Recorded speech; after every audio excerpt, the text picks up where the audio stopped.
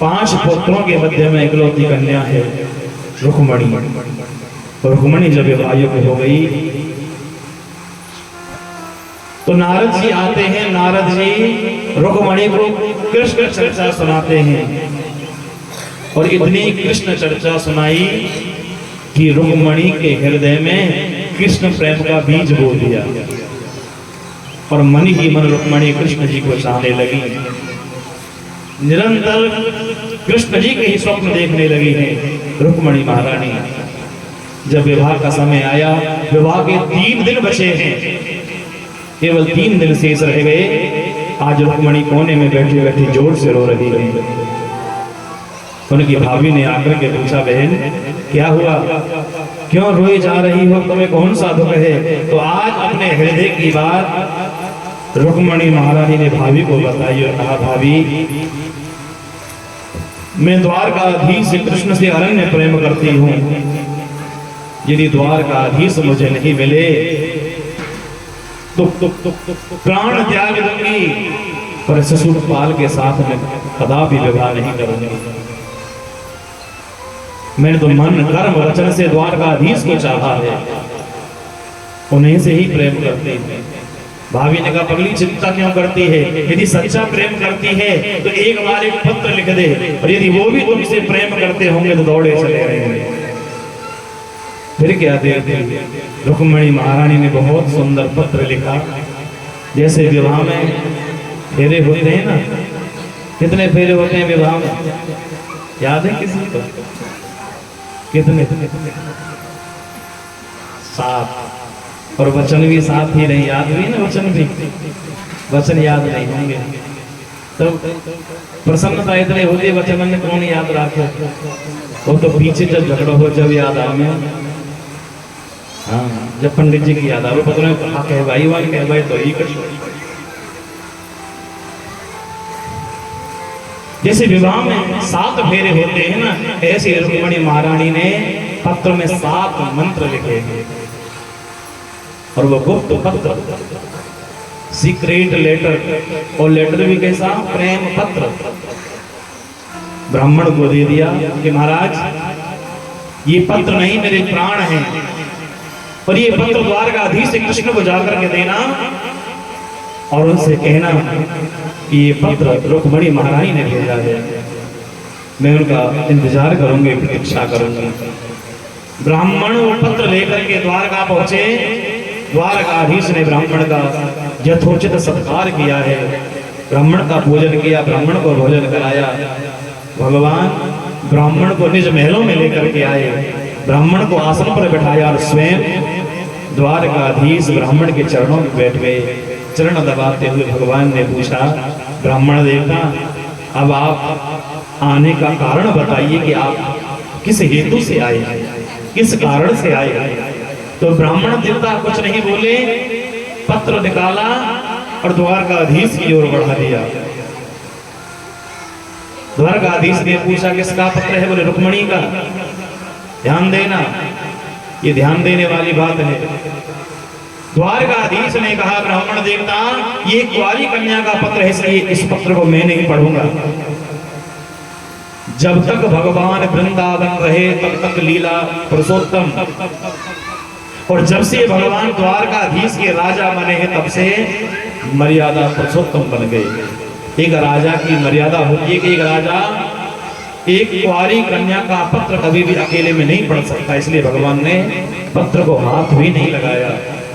भगवान बोले, ब्राह्मण देवता अरे ब्राह्मणों से मैंने जीवन में कुछ नहीं छुपाया, इस पत्र में जो भी लिखा है आप ही पढ़ करके सुनो। और ब्राह्मण पत्र खोलते हैं, इतना सुंदर रुक्मणी महारानी ने पत्र लिखा है कि पूछो मत। पर गुप्त पत्र है ना, सीक्रेट लेटर, इसलिए कैसे बताएं? पर यदि आप कहेंगे तो बता भी देंगे। बताएं पत्र में क्या लिखा था, बताएं कि नहीं बताएं? जल्दी बताओ, किसी की चुगली सुनने की कितनी आदत है, बोले जल्दी बताओ। लेकिन पत्र बहुत सुंदर है। रुक्मणी महारानी लिखती हैं, पहले मंत्र में लिखा कि हे नाथ, अभी तक आपके साथ में मेरा कोई संबंध नहीं जुड़ा है, इसलिए आपको क्या कह करके पुकारूं। तो रुक्मणी ने कितना सुंदर संबोधन किया है। श्रुत्वा गुणान् भुवन सुंदर स्वर्णकान्ते निर्विश्य कर्ण विवरैः हरितुंगतापम् रूपं दृशां दृशिमताम् अखिलार्थलाभम् त्वयि अच्युता विशति चित्रमुपत्रपं मे। कहा कि हे भुवन सुंदर, रुक्मणी महारानी कहती हैं, हे गोविंद, आप 14 भुवनों में सबसे अधिक सुंदर हैं।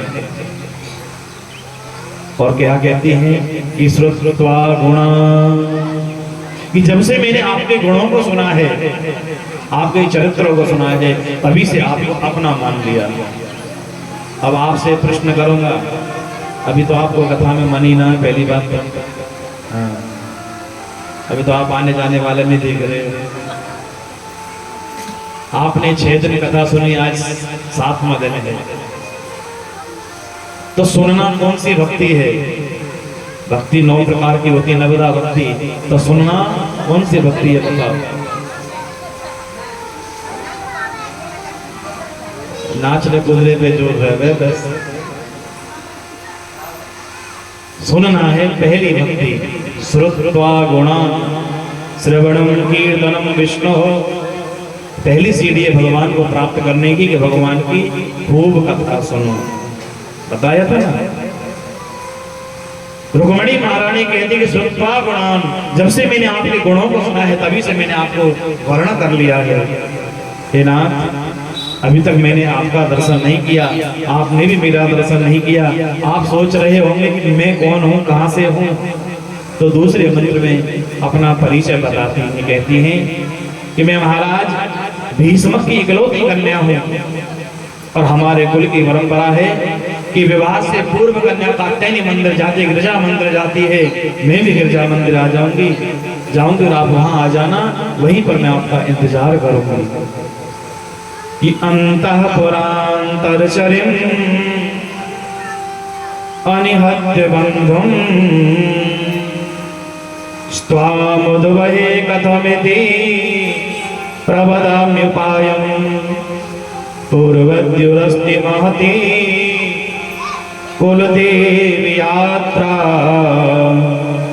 यस्यां बहिर्नववधू गिरिजामुपेया। मैं गिरिजा मंदिर में आपका इंतजार करूंगी। यदि आप नहीं आए, अंतिम मंत्र में धमकी भी दे रही है। रुक्मणी जी कहती, यदि आप नहीं आए तो मैं प्राण त्याग दूंगी, पर शिशुपाल के साथ मैं कभी विवाह नहीं करूंगी। यदि आप नहीं आए तो आपके लिए कितनी लज्जा की बात होगी। यदि सिंह के भाग को कोई गीदड़ लेकर के भाग जाए तो शेर के लिए लज्जा की बात होती है, शर्म की बात होती है। कि नाथ, मैं आपका भाग हूं। और ये जो शिशुपाल है वो गीदड़ है, आप सिंह है। आप ये मत सोचना कि मैं केवल आपको धमका रही हूं अथवा कठोर बोल रही हूं। हे गोविंद,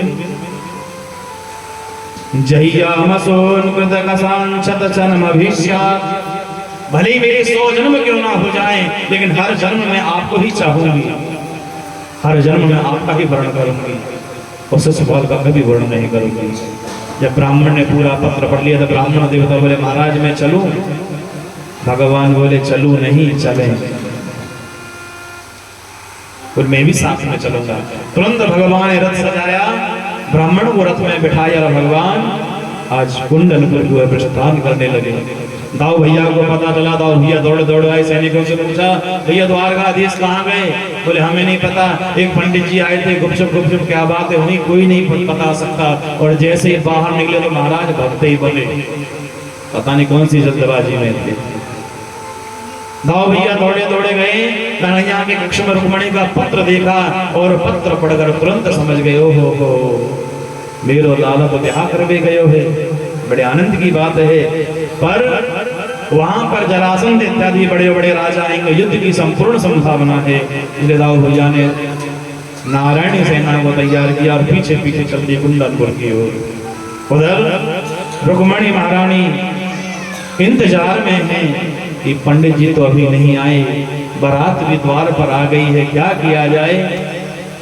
तभी उन्होंने दूर से देखा कि ब्राह्मण देवता द्वार पर दिखाई दिए, प्रसन्न हो गई।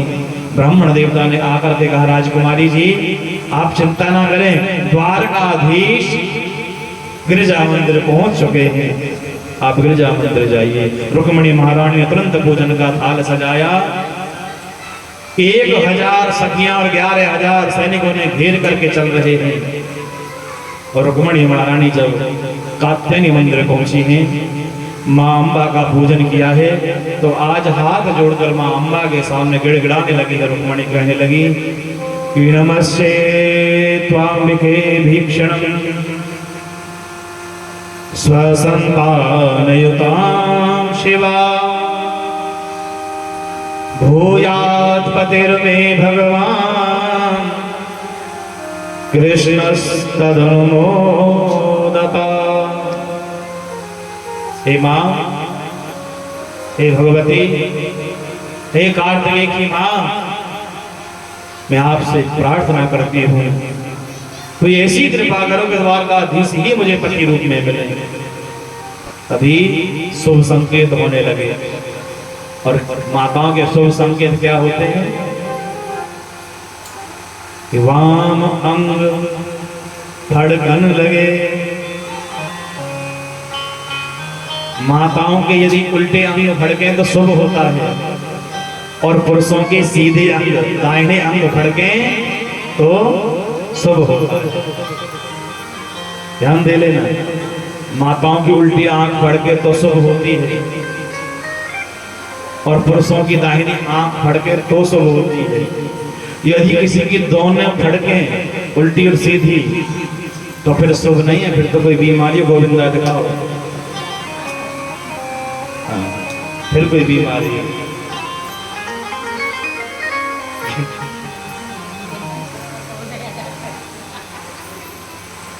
शुभ संकेत हुआ रुक्मणी को, वहां अंग फड़कने लगे। पूजन का थाल लेकर के मंदिर से बाहर आई। 1000 सखियां और 11000 सैनिकों ने घेरे खड़े हैं। रुक्मणी महारानी ने चारों ओर देखा, पर द्वारकाधीश को नहीं पहचान पाई कि द्वारकाधीश इनमें कौन है। फिर से मैया का कहने लगे, हे माँ मैं कैसे पहचानूं कि द्वारकाधीश कौन है।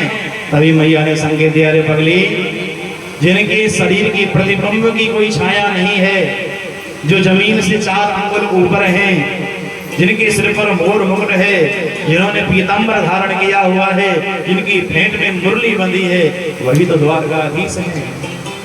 सबकी ओर देखा, और जब द्वारकाधीश को पहचान लिया है रुक्मणी मैया ने, तुरंत दृष्टि ठहर गई, समझ गई कि यही द्वारकाधीश है। धीरे धीरे रुक्मणी महारानी द्वारकाधीश की ओर बढ़ रही है, और द्वारकाधीश रुक्मणी जी की ओर बढ़ रहे हैं। और जैसे द्वारकाधीश रुक्मणी की ओर बढ़े, 11000 सैनिक द्वारकाधीश की शोभा को देख रहे हैं। एक बोला, देखो भैया ये पीतांबर वाला कितना अच्छा है, कितना सुंदर है। एक बोला, इसकी सुंदरता क्या देखते हो जी, मोर मुकुट देखो कितना अच्छा लगता है। एक बोला, मोर मुकुट क्या देखते हो, मुरली देखो ना जो फेंट में लगी है, कितनी सुंदर है। एक बोला, जी दिखने में इतनी सुंदर तो बचती कितनी सुंदर होगी। भगवान धीरे धीरे रुक्मणी के पास में गए। रुक्मणी मैया ने पुष्पों का हार द्वारकाधीश के कंठ में पहनाया। द्वारकाधीश ने रुक्मणी का हाथ पकड़ा, और जब द्वारकाधीश रुक्मणी को लेकर रथ की ओर जाने लगे तो सारे सैनिक बोले, भैया इसकी चाल देखो, इसकी चाल कितनी सुंदर है। पर कोई ये नहीं देख रहा कि ये कर क्या रहे हैं। द्वारकाधीश ने रुक्मणी को रथ में बैठाया और भगवान ने घोड़ों को दौड़ाना प्रारंभ कर दिया, और भगवान रुक्मणी को लेकर वहां से 9 तो 11 हो गए। थोड़ी देर बाद सैनिक आपस में सोचने लगे, भैया कि हम क्यों आए थे। एक बोला, रुक्मणी की रक्षा के लिए। बोले, रुक्मणी कहाँ हैं। एक बोला वो तो भगा के लेके द्वारकाधीश। अब तो सब घबरा गए, दौड़े दौड़े रुक्मी के पास में गए, समाचार दिया महाराज अनर्थ हो गया। रुक्मणी को तो द्वारकाधीश भगा करके ले गए। बड़ा गुस्सा आया रुक्मी को, आज सेना लेकर द्वारकाधीश का पीछा करता है, द्वारकाधीश के साथ युद्ध किया। भगवान जैसे ही रुक्मी को मारने के लिए तैयार हुए तो रुक्मणी महारानी ने हाथ जोड़ दिया, बोले महाराज अभी अभी विवाह हुआ है और आप मेरे सामने वध करोगे, मुझे अच्छा नहीं लगेगा, और वो भी मेरे भाई का। भगवान ने रुक्मी का मंडन कर दिया और 5 चोटी बना दी उसके। इतने में दाऊ भैया आ गए। दाऊ भैया बोले चौरे कन्हैया, ये दाऊ बने को काम करते तेने सीख लिया? अरे ये हमारे रिश्तेदार हैं, इनका इस प्रकार से अपमान नहीं करना चाहिए, जीवित छोड़ दो और जाओ तुम बहुरानी को लेकर द्वारका पहुंचो, इन सबको मैं देख लूंगा। इतने में जरासंध इत्यादि आक्रमण करते हैं। दाऊ भैया ने द्वारकाधीश की नारायण के साथ, नारायणी सेना के साथ में युद्ध किया और समस्त राजाओं को पराजित करके द्वारका दाऊ भैया भी पुनः पहुंचे हैं। और जब द्वारका पहुंचे दाऊ भैया श्री कृष्ण और रुक्मणी जी, तो द्वारका वासियों ने सबका भव्य स्वागत किया है। द्वारका वासी बोले हे द्वारकाधीश, ये आपका प्रथम विवाह है, इसलिए आपका विवाह बड़ी धूमधाम के साथ में होगा। अब तो आधे द्वारकावासी कन्या पक्ष वाले बन गए, आधे द्वारकावासी वर पक्ष वाले बन गए। कन्हैया को दूल्हा बनाया गया, रुक्मणी मैया को दुल्हन के वेश में सजाया गया। विवाह की तैयारी हुई, बारात रुक्मणी के द्वार पर पहुंची और आप जानते हो जब फेरों की तैयारी होने लगती है तो बड़े बड़े ब्रह्मवेत्ता ब्राह्मण, बड़े बड़े उच्च कोटि के संत विवाह की प्रक्रिया को पूर्ण कराने के लिए आते हैं। और जब तक विवाह में गालियों का आदान प्रदान ना हो तो विवाह का तो आनंद ही नहीं आएगा। हाँ। विवाह में तुम किसी को कितनी भी गालियां दो, सब हंसेंगे ही हंसेंगे, और ऐसे होली के अवसर पर आप लठ मार दो तो भी हंसेंगे। और इन अवसरों को छोड़ के ये काम करके देखो महाराज, विवाह के बाद में गाली दो किसी को क्या होगा? होली के पश्चात किसी को लठ मारो क्या होगा? संबंध भी बिगड़ जाएंगे, बड़ी लंबी खिंच जाएगी। पर ये समय का अवसर है, समय के अनुसार हर बात अच्छी लगती है। विवाह में गालियों का आदान प्रदान होने लगा। जो रुक्मणी महारानी की सखियां थी वो कन्हैया जी से कहने लगी, लाला हमने सुना है तुम्हारे 2 पापा जी हैं, तुम्हारे 2 पापा हैं, नंद बाबा भी, वसुदेव जी भी। लाला हमने सुना, ये भी सुना कि तुम्हारे 2 माताएं हैं, देवी और जसोदा। लाला हमने एक नई बात और सुनी है कि तुम्हारे बाबा भी गोरे, मैया भी गोरे, तुम्हारे दाऊ भैया भी गोरे, पर तुम ही काले कैसे भये? अंधेरी में हुए थे क्या?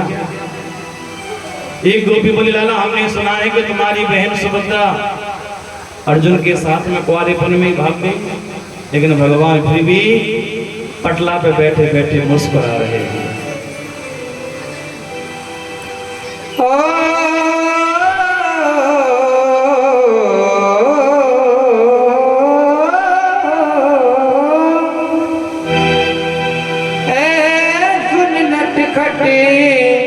नंदी के लाल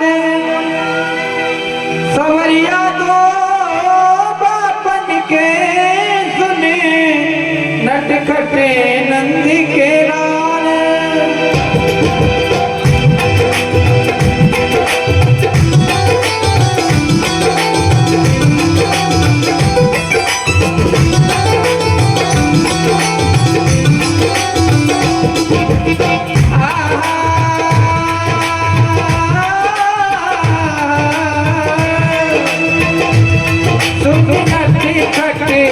नंदी के लाल कन्हैया दो बापन के नटखटे नंदी के लाल, कन्हैया दो बापन के नटखटे नंदी के लाल।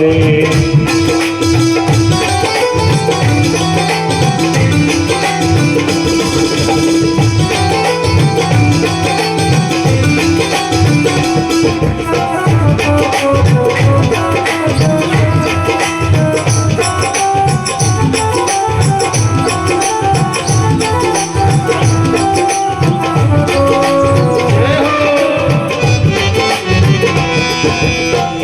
बाप मथुरा बसरे पूछो गोकुल गाम। एक बाप मथुरा बसेरे पूजे गोकुल गाम। एक बाप मथुरा बसरे लाला पूछो गोकुल गाम।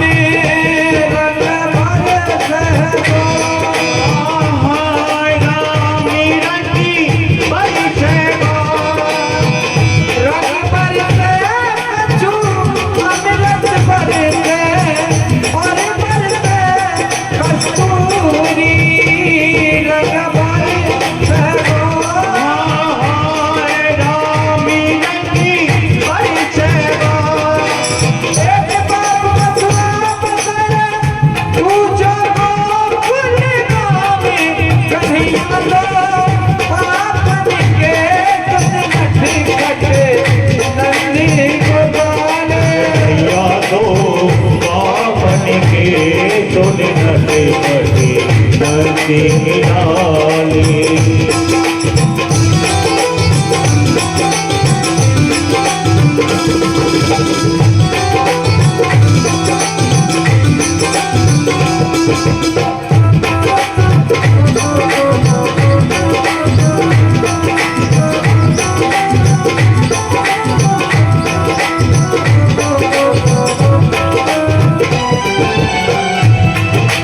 बहन सुभद्रा गिरे गई अर्जुन के गाम। अर्जुन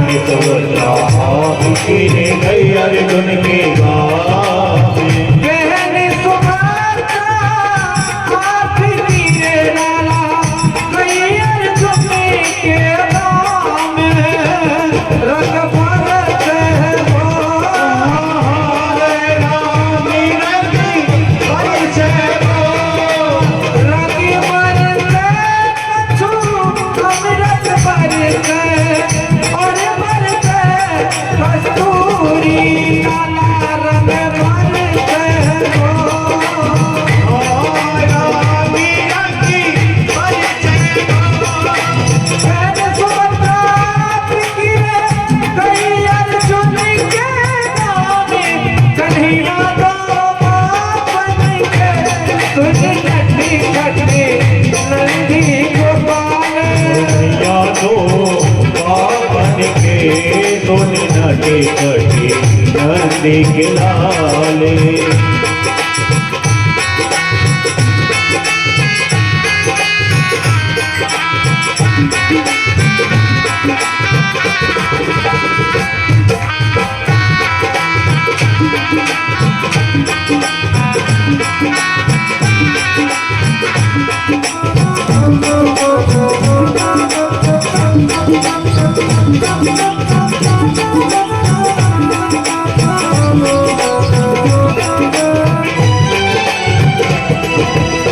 और किस प्रकार से कह रही है सखिया। कुंती बुआ गिरे करण कुमारी न जायो। हुआ आप गिरे कर्ण कुंवारी ने जायो। कुंती बुआ आप गिरे लल्ला करण कुमारी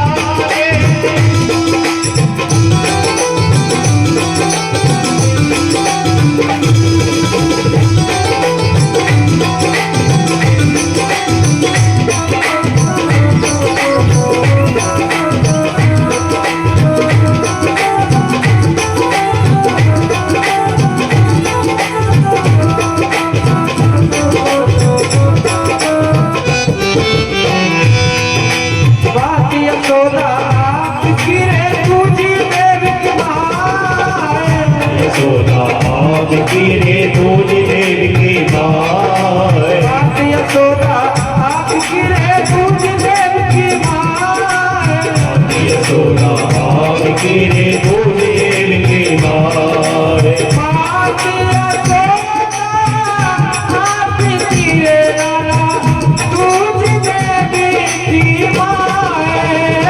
रंगी भरी से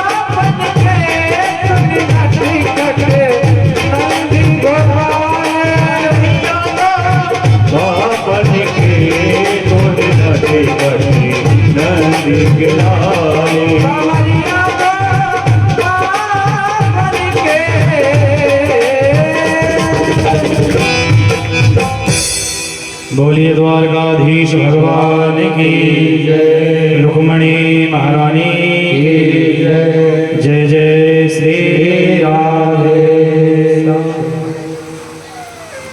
रुक्मणी और द्वारकाधीश भगवान का विवाह बड़े आनंद से संपन्न होता है। और इस कथा से हमें ये शिक्षा मिलती है कि जो रुक्मणी वो कौन है, वो लक्ष्मी है। और जो द्वारकाधीश है वो कौन है, नारायण। इस कथा से हमें ये सीख मिलती है कि लक्ष्मी के आप पुत्र बन जाओ, लक्ष्मी के पिता बन जाओ, भाई बन जाओ, चलेगा, पर लक्ष्मी पति कभी बनेगी मत सोचना। क्योंकि लक्ष्मी पति तो केवल नारायण है। शिशुपाल लक्ष्मी पति बनने आया था, इसलिए पराजय का मुख देखा। क्योंकि लक्ष्मी तो नारायण के साथ में ही सुशोभित होती है। इतना लज्जित हो गया शिशुपाल, मन में आत्महत्या के विचार लाने लगा कि मुझे तो मर जाना चाहिए, मेरी तो पराजय हो गई, मैं गांव वालों को क्या मुंह दिखाऊंगा।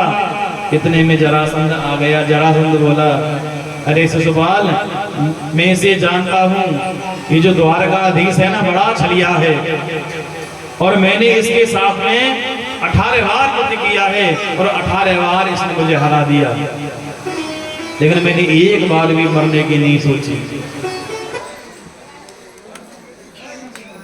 द्वारकाधीश भगवान की जय। थोड़ी देर के लिए बिजली के आ जाए, हमें बड़ा अच्छा मौका मिल जाए तुरंत। और हमें तो ऐसे कि हमारी मम्मी बताई यार घरे दिन में मिली।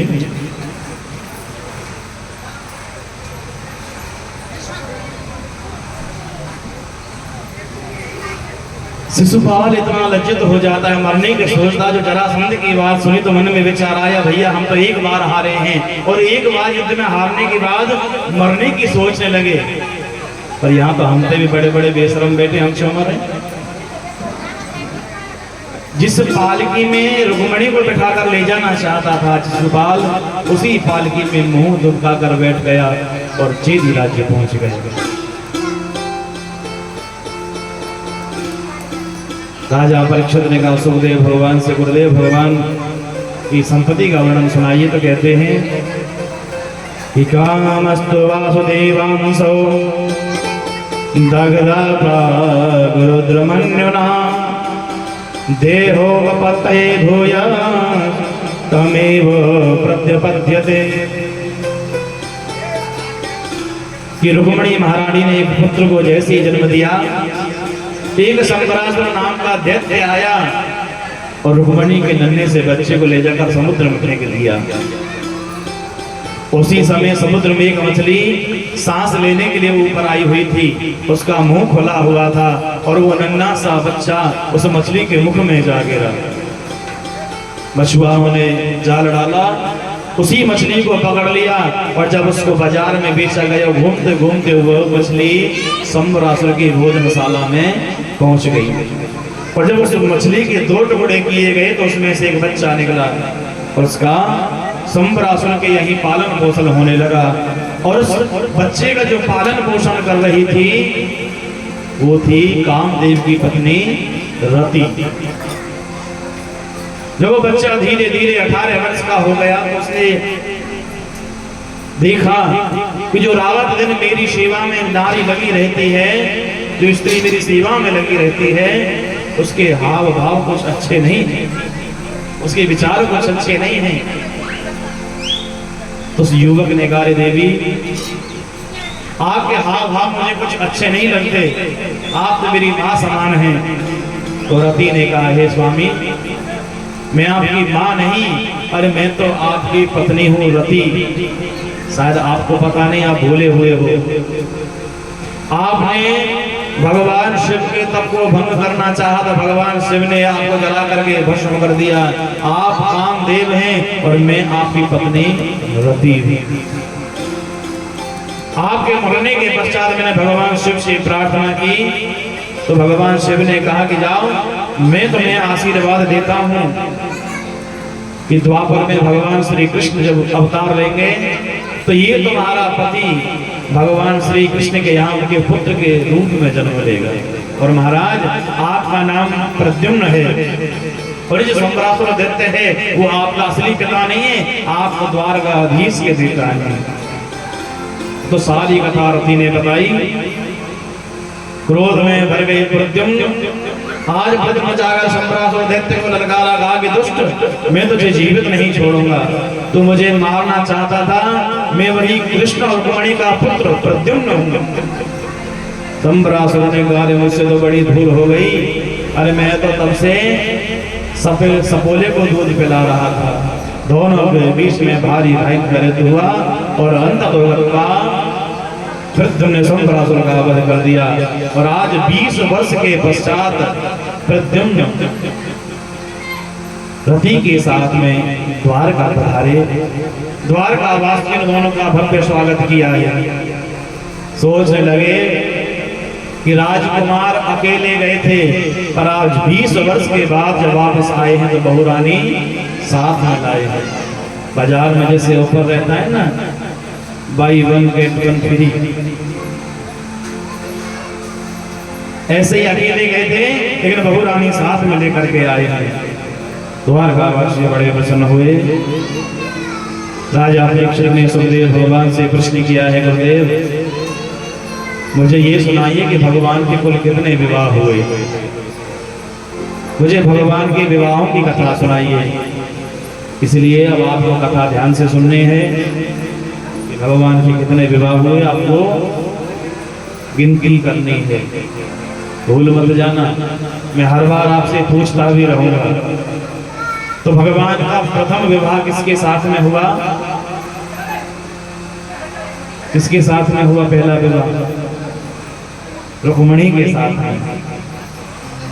किसके साथ में? रुक्मिणी के साथ में। द्वारका में एक सत्राजित नाम का यादव रहता था, उसके पास में एक मणि थी जिसका नाम था श्यामंतक मणि, जो प्रतिदिन 20 बार पैदा करती थी।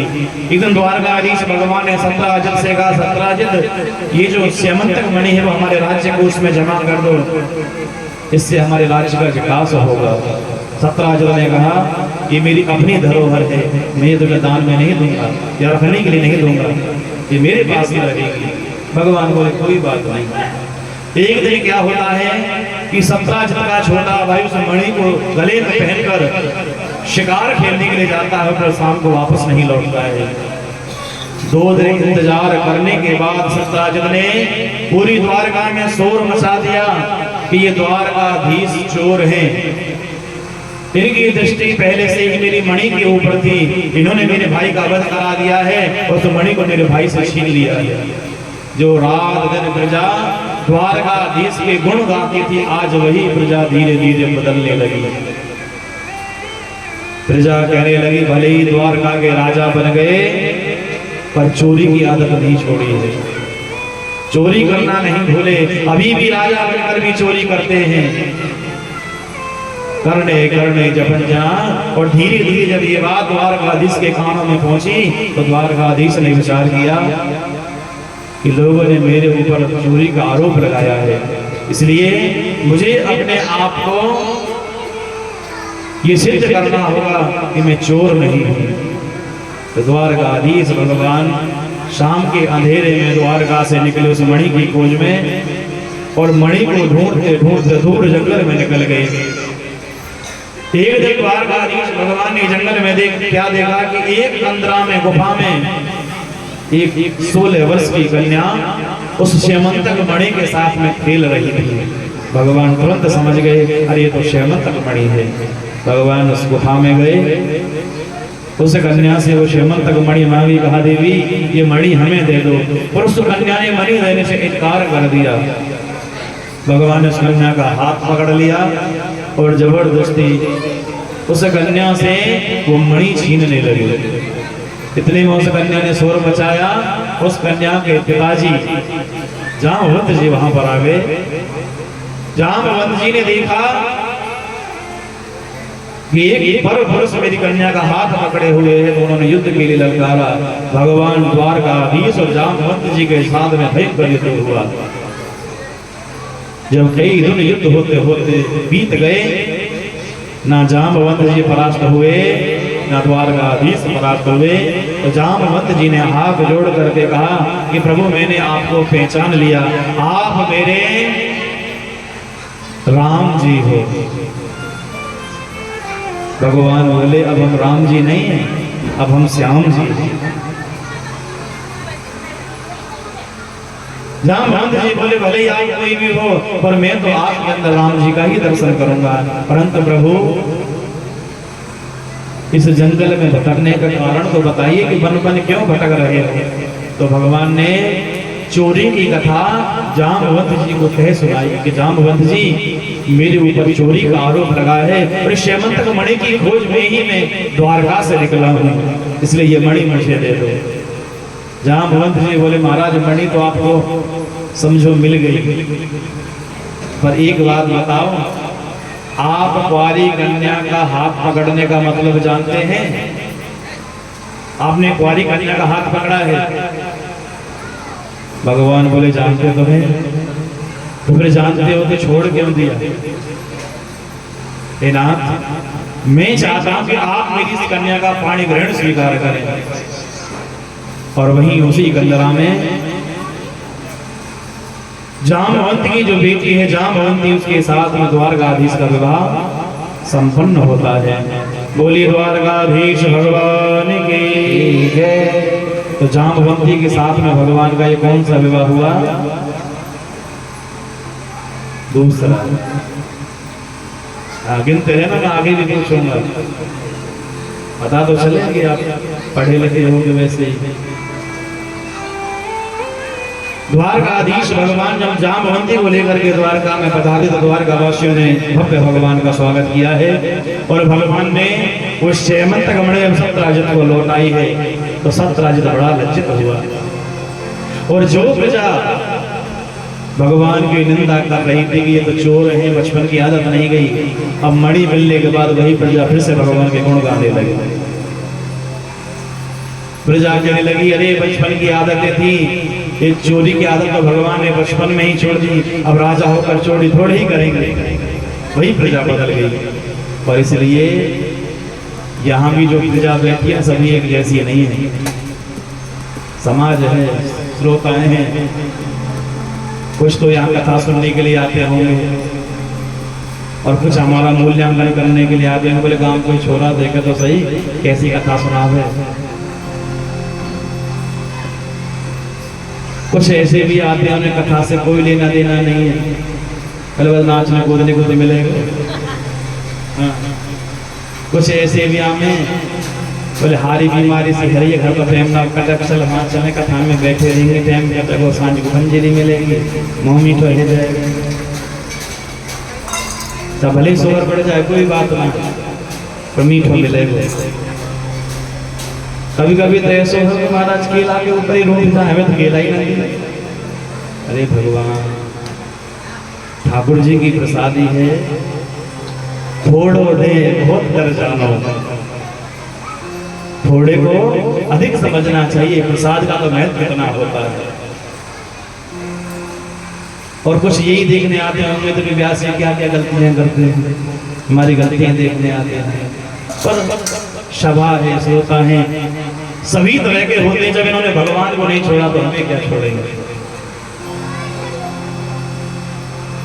भगवान के ऊपर भी जब आरोप प्रत्यारोप लगाए, द्वारकाधीश सत्राजित से कहते, सत्राजित लोग चाहे कुछ भी करें, लेकिन मेरे मन में तुम्हारे प्रति कोई द्वेष, कोई ईर्ष्या नहीं है। लेकिन सत्राजित इतना लज्जित हो गया, भगवान के पास में गया, कहा प्रभु मैं बड़ा लज्जित हूँ, आप ये मणि अपने पास में रख लो। भगवान बोले अब नहीं चाहिए। तो प्रभु एक काम करो, मेरी बहन है और मेरी बहन का नाम है सत्यभामा, आप मेरी बहन सत्यभामा के साथ में विवाह कर लो और ये जो मणि है मैं आपको दहेज स्वरूप भेंट में दे दूंगा। भगवान बोले हाँ ये हो सकता है। और महाराज सत्राजित की बहन सत्यभामा के साथ में भगवान द्वारकाधीश का विवाह संपन्न होता है। बोलिए द्वारकाधीश भगवान की जय। तो सत्यभामा के साथ में भगवान का कौन सा विवाह हुआ? तीसरा। एक बार भगवान इंद्रप्रस्थ पधारे और सवेरे सवेरे अर्जुन के साथ में यमुना जी के तट पर घूमने के लिए गए। तभी भगवान ने देखा कि यमुना जी के तट पर एक कन्या एक पांव से खड़ी होकर तपस्या कर रही है। भगवान बोले अर्जुन से, अर्जुन जाकर के देखो ये कन्या कौन है, इसलिए इतनी कठोर तपस्या कर रही है। अर्जुन दौड़े दौड़े गए। अर्जुन ने जाकर के पूछा, देवी आप कौन हैं और किस लिए इतनी कठोर तपस्या कर रही हो? तो उस कन्या ने हाथ जोड़ करके कहा कि अहम देवस्य सवितुर